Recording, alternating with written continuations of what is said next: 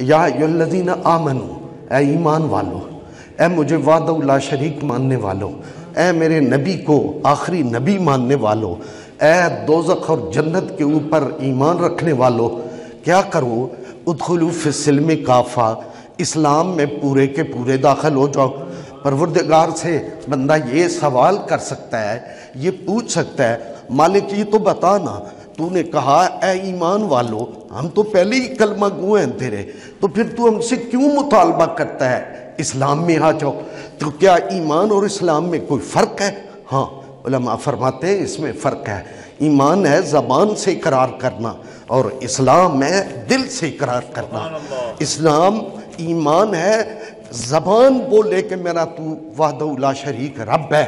اور اسلام یہ ہے کہ تیرا دل بولے، تو کہے کہ میرا پروردگار جو وہ قرآن حکیم کی بہت خوبصورت واقعہ ہے، دو پیغمبروں کا، باپ بیٹے کا، حضرت ابراہیم علیہ السلام اور حضرت اسماعیل علیہ السلام،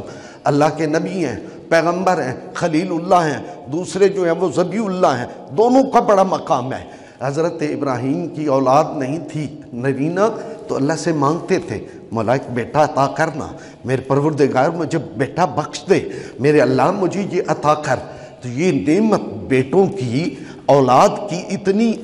ارزاں نہیں ہے، یہ تو پیغمبر بھی اللہ سے مانگتے ہیں، کیونکہ یہ چیزیں بازار سے ملتی نہیں ہیں، کسی مارکیٹ سے ان کا لینا آسان نہیں ہے، یہ میرے مالک کا جس کے اوپر کرم ہو جائے اسے ہی نصیب ہوتی ہے۔ تو حضرت ابراہیم علیہ السلام اللہ کی بارگاہ میں عرض کرتے، مولا مجھے ایک بیٹا عطا کر۔ جب آپ کی بہت بڑی عمر ہو گئی، 80 سال بھی کہتے ہیں، اور بھی روایتیں ہوں گی، تو اس میں اللہ نے آپ کو بیٹا عطا کر دیا، اور وہ آپ اس کو دیکھ کے پھر جو امتحان گزرے وہ گزرے۔ جب وہ بیٹا ذرا جوان ہو گیا، چلنے پھرنے کے قابل ہو گیا، آنے جانے لگا،